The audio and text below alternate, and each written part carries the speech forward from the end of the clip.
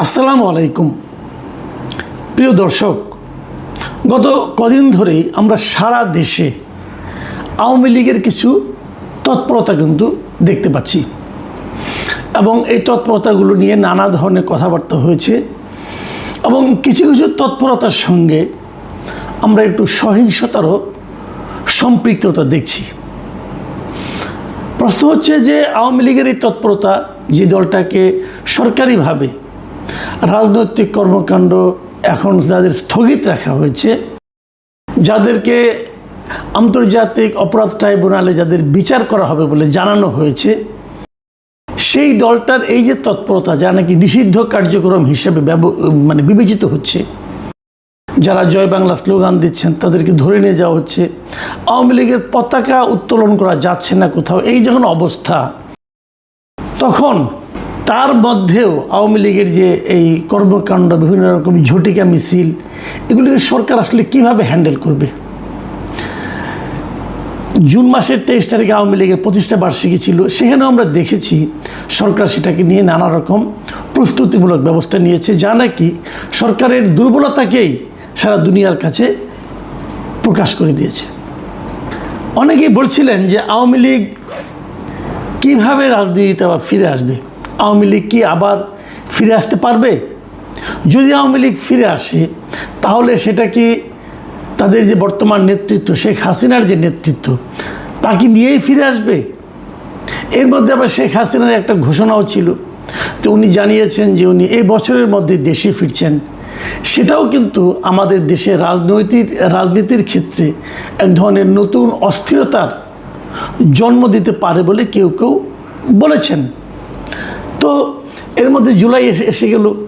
জুলাই আন্দোলনের সময় যারা জড়িত ছিলেন এর সঙ্গে এবং যারা নিজেদেরকে সেই জুলাই আন্দোলনের সিপাহসালার বা সোল এজেন্ট হিসেবে দাবি করছেন, তাদেরও নানা রকম তৎপরতা আমরা দেখতে পেলাম। তারা সারা দেশে পদযাত্রা করবে, কোথাও কোথাও করতে গিয়ে নানা ধরনের অপ্রীতিকর ঘটনাও কিন্তু হচ্ছে। এর মধ্যে যে কথাটা আমার কাছে আজকের এই আলোচনার জন্য আমি এই বিষয়টা আলোচনা করছি, যে বিষয়টা নিয়ে, সেই বিষয়টা কথাটা উল্লেখ করতে হয়।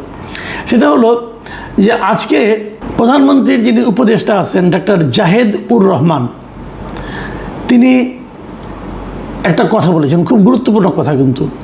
সেটা হলো তিনি বলেছেন যে আওয়ামী লীগের নেতা কর্মীদের উদ্দেশ্যে বলেছেন যে তারা যে বিভিন্ন রকম মিছিল করছে, এ প্রসঙ্গে উনি বলেছেন যে তারা যেন রাষ্ট্রের আইন মেনে চলেন। এই কথাটা কিন্তু আমিও বহুবার বলেছি, যে আইনের মাধ্যমে আওয়ামী লীগের রাজনৈতিক কর্মকাণ্ডকে স্থগিত করা হয়েছে, সেই আইনটাকে আমি ব্যক্তিগতভাবে এবং আমার ধারণা আরও অনেকেই একটা কালো আইন বলবেন। মজার ব্যাপার হলো এই কালো আইনটা কিন্তু আওয়ামী লীগেরই তৈরি করা, নিজের আইনেই আওয়ামী লীগ ফেসেছে। আমি মনে করি এই ধরনের আইন থাকা উচিত না, কিন্তু সেই আইনটা আওয়ামী লীগ বিরোধী দলকে দমন করার জন্য তৈরি করেছিল এবং সেই আইনটা এখন আওয়ামী লীগের বিরুদ্ধে অন্তর্বর্তীকালীন সরকার প্রথমবার ব্যবহার করেছে এবং এই সরকার বিএনপি সরকার অন্তর্বর্তীকালীন সরকারের সেই ব্যবহারকে আইনগত বৈধতা দিয়েছে এবং তারাও সেটাই করছে। তো জাহিদুর রহমান সাহেব বলেছেন আওয়ামী লীগের নেতাকর্মীদের উদ্দেশ্যে যে তারা যেন রাষ্ট্রের আইন মেনে চলেন। এটুকু বলে ঠিক আছে, তারপরে উনি আরও কিছু কথা বলেছেন যেগুলো নাকি আওয়ামী লীগের নেতাকর্মীর জন্য খুবই গুরুত্বপূর্ণ বলে আমি মনে করি। তিনি কি বলেছেন আমি আপনাদেরকে হুবহু পড়ে শোনাচ্ছি। তিনি বলেছেন, এখন পর্যন্ত তাদের কর্মকাণ্ড নিষিদ্ধ আছে, তারা একটু অপেক্ষা করুন। কথাটা খেয়াল করেন যে এখন পর্যন্ত তাদের কর্মকাণ্ড নিষিদ্ধ আছে, তো তারা একটু অপেক্ষা করুন। অপেক্ষা করার পর কি আর নিষিদ্ধ থাকবে না? বিষয়টা কিন্তু আপনি একভাবে ভাবেন, শোনার চেষ্টা করেন যে এখন পর্যন্ত নিষিদ্ধ আছে, এখন পর্যন্ত, তো আরেকটু অপেক্ষা করতে হবে, তারপরে নিষিদ্ধ নাও থাকতে পারে। হ্যাঁ, কিভাবে না থাকতে পারে সেটা উনি জানিয়েছেন। উনি জানিয়েছেন যে আন্তর্জাতিক অপরাধ ট্রাইব্যুনালে আওয়ামী লীগেরকে নিষিদ্ধ করা হবে কি হবে না, আওয়ামী লীগের ব্যাপারে যে মামলাটা হয়েছে সেই মামলার বিষয়ে তদন্ত চলছে এবং সেই তদন্তের পর বিচার হবে। বিচারে যদি দেখা যায় যে আওয়ামী লীগ নিষিদ্ধ করা দরকার, তাহলে নিষিদ্ধ হবে। এবং এই হওয়া না হওয়াটা পুরোপুরি আদালতের এখতিয়ার। আদালত সব পক্ষকে শুনে সিদ্ধান্ত নেবে। এখন এটা খুব ভালো কথা, কিন্তু এখন আমার কথাটা হলো এক জায়গায়, সেটা হলো আদালত যে সব পক্ষের কথা শুনে সিদ্ধান্ত নেবে, তাহলে আওয়ামী লীগের পক্ষে কথা বলবে কে? এটা কিন্তু একটা, আমি মনে করি, খুবই গুরুত্বপূর্ণ প্রশ্ন, যে আওয়ামী লীগের পক্ষে আন্তর্জাতিক অপরাধ ট্রাইব্যুনালে যে শুনানিটা হবে, যে যুক্তিতর্ক হবে, যে দুই পক্ষের যে কথাবার্তা হবে, সেখানে আওয়ামী লীগের পক্ষে কথা বলবে কে? বিএনপির কোনো উকিল, অথবা জামাতের কোনো উকিল, নাকি এনসিপির কোনো উকিল? তিন দলেরই সমর্থক উকিল আছেন।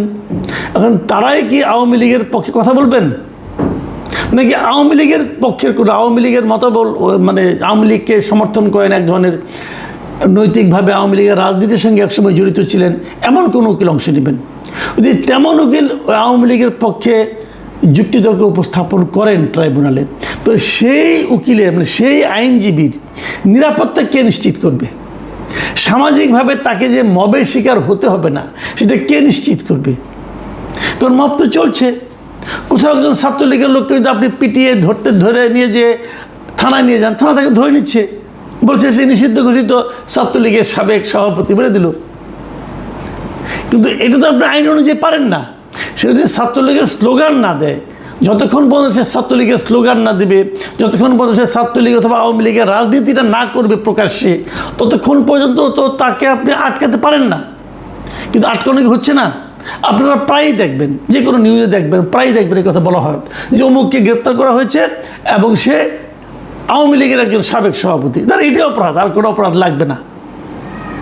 তো এই যে ঘটনাগুলো, এই ঘটনাগুলো যদি ওখানে ঘটে, তাহলে আওয়ামী লীগকে নিষেধাজ্ঞা থেকে মুক্ত করতে, আওয়ামী লীগের রাজনীতিটাকে অবাধ করতে যে আইনজীবী আওয়ামী লীগের পক্ষে যুক্তিতর্ক উপস্থাপন করবে, তাকে সামাজিক নিরাপত্তাটা কে দিবে? তাকে মবের হাত থেকে কে বাঁচাবে? রাষ্ট্রকে সে গ্যারান্টি দেবে?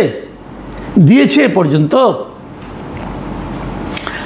আইনজীবীদের দেখেন, একটা জিনিস দেখেন আপনারা, একটা লোক আওয়ামী লীগ করেন না, সে আওয়ামী লীগের কোনো পদে নেই, কিন্তু সে হয়তো আইনজীবী। সে আইনজীবী যাকে নাকি আওয়ামী সমর্থক আইনজীবী বলা যেতে পারে। মানে একসময় তারা আওয়ামী লীগের যে প্যানেল ছিল, সেই প্যানেলে মানে আওয়ামী লীগ সমর্থক যে আইনজীবী সমিতি ছিল, হয়তো তাদের মেম্বার ছিল অথবা তাদের সমর্থক ছিল।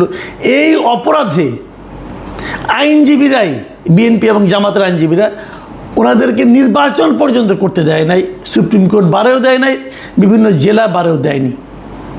তো ওনারা তো আইন বুঝেন, ওনারা তো আইন মানেন। ওনারা যখন ওদের ব্যাপারে এরকম আচরণ করেছেন, তাহলে সে তাদের ব্যাপারে আপনার যখন নাকি মূল দল নিয়ে আলোচনা হবে, তখন কী অবস্থাটা ধারণ করবে? এর ব্যাখ্যাটা কি? এটা আমি মনে করি একটা গুরুত্বপূর্ণ বিষয়। এখন আমরা জেনেছি এর মধ্যে যে আন্তর্জাতিক অপরাধ ট্রাইব্যুনালের যিনি চিফ প্রসিকিউটর আছেন, তিনি জানিয়েছেন যে আওয়ামী লীগের নিষিদ্ধ করার ব্যাপারে, কার্যক্রম নিষিদ্ধের বিষয়ে অলরেডি তদন্ত, ট্রাইব্যুনালে যে তদন্ত সংস্থা আছে তারা তদন্ত করছে।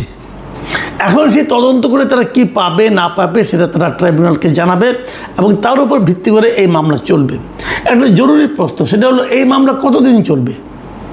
দেখুন, কতদিন চলবে এই জিনিসটা জরুরি এই কারণে যে যদি মনে করেন এটা 3 বছর চলে, তো বলা হয়েছে যে যতদিন মামলা চলবে ততদিন আওয়ামী লীগ কোনো রাজনৈতিক কর্মকাণ্ড করতে পারবে না। তো আওয়ামী লীগের নেতাকর্মীরা কি অতটুকু ধৈর্য ধারণ করবে?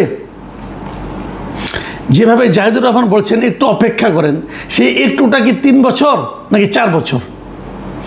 এই একটু অপেক্ষাটার মানে আপনার স্থায়িত্ব কতদিন?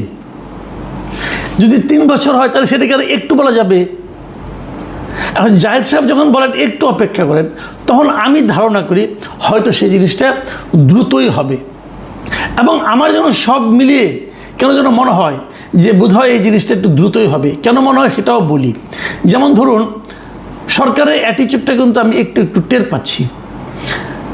এটা জাহিদুর রহমান সাহেবের কথায় যেমন টের পেলাম, 2 দিন আগে আমরা দেখেছি যে স্বরাষ্ট্রমন্ত্রী তিনিও কিন্তু এ সংক্রান্ত একটা বক্তব্য দিয়েছেন। যেমন উনি যে জুলাই জাতীয় সম্মেলন যেটা হয়েছিল কদিন আগে চীনমৈত্রী সম্মেলন কেন্দ্রে, সেখানে উনি বলেছিলেন যে রাজনৈতিক দল হিসেবে আওয়ামী লীগের বিচার দাবি করেছি আমরা, অন্যরাও দাবি করেছেন, তদন্ত হচ্ছে, ইনশাল্লাহ খুব শিগগির রাজনৈতিক দল হিসেবে তাদেরকে বিচারের কাঠগড়ায় নিয়ে যাওয়া হবে। খুব ইতিবাচক দিক, কিন্তু বিচার মানেই কিন্তু ফাঁসি না। বিচার মানে অনেক সময় বিচারের মাধ্যমে অনেক সময় বেকসুর খালাসও পেয়ে যায়। আমি ব্যক্তিগতভাবে যদি আমি যদি বলি আমার কথাটা, আমি কিন্তু আওয়ামী লীগের রাজনীতি নিষিদ্ধের পক্ষে না। আমি আসলে কোনো রাজনৈতিক দলকেই নিষিদ্ধের পক্ষে না, তাহলে আমার পার্সোনাল অপিনিয়ন। আমি মনে করি যে রাজনৈতিক দল যখন খারাপ আচরণ করে, সেটা দলের যে ওই সময়ের নেতৃত্ব, সেটা নেতৃত্বের ভুলের কারণে তারা খারাপ আচরণ করে। সারা দুনিয়ায় এই কারণে কিন্তু অনেক রাজনৈতিক দলের নেতৃত্বের পরিবর্তনটা আসে, কেন এই কারণে আসে, এদের আচরণটা ঠিক ছিল না, এই জন্য আসে। তো এখানে তো যদি কোনো ভুল হয়ে থাকে, সেটা তো আওয়ামী লীগের যে নেতৃত্ব তারা করেছে। আওয়ামী লীগ জিনিসটা কি? আওয়ামী লীগ আর শেখ হাসিনা কিন্তু এক না, আওয়ামী লীগ আর ওবায়দুল কাদেরও কিন্তু এক না। ওবায়দুল কাদের মানেই আওয়ামী লীগ, বিষয়টা তা নয়। ওবায়দুল কাদের হলো আওয়ামী লীগের একটা নেতৃত্ব, শেখ হাসিনা আওয়ামী লীগের একটা নেতৃত্ব। তো আওয়ামী লীগকে ব্যবহার করে যত লোক অন্যায় করেছেন, যত লোক খুন করেছেন, গণহত্যা করেছেন, যত লোক অপরাধ করেছেন, যত লোক লুটতরাজ করেছেন, এদের সবাইকে ওই অপরাধের কারণে বিচার করতে হবে। এই বিচারটা আমি দাবি করি। কিন্তু তার মানে আপনি দলটাকেই বলবেন যে এই দলটাকে আপনি তখনই করতে পারবেন যখন নাকি দলের গঠনতন্ত্রে সেই ধরনের কোনো কথা থাকবে। যদি দলের গঠনতন্ত্রে থাকে যে অমুককে অমুককে এই দল বলছে, এই দল সিদ্ধান্ত নিয়েছে, অমুককে অমুককে আমার প্রতিবাদ করে তাকে গুলি করে মেরে ফেলা হবে, যদি এই ধরনের কোনো গঠনতন্ত্রে লেখা থাকে, তখন দলের দায়। আর তা না হলে দলের যারা নেতৃত্বে থাকে তাদের দায়। এই জিনিসটা যদি থাকে, তাহলে আমার মনে হয় যে প্রকৃত বিচারটা হবে। আমি আশা করব তারা কিভাবে বিচার করবেন না করবেন। আমি কেবল একটা কথা বলি, অনেকেই বলেন, নানা ধরনের উদাহরণ দিয়ে বলেন যে দল একবার বিতাড়িত হয়, যে দল একবার জনগণ যে দলকে প্রত্যাখ্যান করে, সেই দলের ফিরে আসার ঘটনা সাধারণত নাই। কিন্তু এটাও কিন্তু সত্য, যখন কোনো ক্ষমতাচ্যুত দল আবার ফিরে আসে, সেটা যতটা না নিজের শক্তিতে আসে, তার চেয়ে বেশি আসে যে পরবর্তী সময় যে সরকার ক্ষমতায় থাকে তাদের দুর্বলতার কারণে। আজকে আওয়ামী লীগ নিয়ে এত আলোচনা হতোই না। আজকে আওয়ামী লীগ বিভিন্ন পর্যায়ে মিছিল করার সুযোগ সাহসী পেত না, যদি অন্তর্বর্তীকালীন সরকার, মানে ডক্টর ইউনূসের সরকার যদি দেশটাকে ভালোভাবে চালাতে পারত। তারা তা পারেনি, এবং তারা এতটাই খারাপ চালিয়েছে, তারা এতটাই দুর্নীতিপরায়ণ ছিল যে ওনাদের আমলেই লোকে আওয়ামী লীগ সম্পর্কে বলেছে যে আগেই ভালো ছিল। এটা আমি নিজে শুনেছি, বলেছে, আপনারাও শুনেছেন। কাজেই অন্তর্বর্তীকালীন সরকার, মানে ডক্টর ইউনূসের সরকার আওয়ামী লীগের ফিরে আসার প্রাথমিক কাজটা করে দিয়ে গেছে। এখন বর্তমান সরকার যদি সুশাসন কায়েম করতে পারে, মানুষের অর্থনৈতিক অবস্থার একটা সমাধান করতে পারে, ভালো করতে পারে, মানুষ যদি স্বস্তিতে থাকে, মানুষের মনে করেন যে বিদ্যুৎ, তেল, গ্যাস এটসেট্রা, এগুলি মানে দ্রব্যমূল্য, এগুলির ব্যাপারে মানুষ যদি স্বস্তিতে থাকে, যদি মুদ্রাস্ফীতি কমে, মূল্যস্ফীতি কমে, যদি এগুলো হয়, তাহলে দেখবেন এই সমস্ত ঝটিকা মিছিল সরকারকে বিব্রত করতে পারবে না। আর যদি ওগুলি হয়, যদি এগুলি বাড়তে থাকে, তাহলে আওয়ামী লীগ ফিরে আসার ব্যাপারটা, দাবিটা অনেক জোরালো হয়ে যাবে। আমি জানি না সরকার কিভাবে হ্যান্ডেল করবে, অথবা এমনও তো হতে পারে সরকার নিজেই চায় যে আওয়ামী লীগ চলে আসুক, হতেও পারে। কারণ তারা যদি মনে করে যে সেটা গণতান্ত্রিক প্রক্রিয়া চালু রাখবে, সেক্ষেত্রে তারা যদি ভাবে এই বিশাল জনসমর্থনে একটা দলকে বাইরে রেখে গণতন্ত্র কায়েম করা যাবে না, যদি তারা এভাবে ভাবে, তাহলে তো আওয়ামী লীগের প্রত্যাবর্তনটা অবধারিত।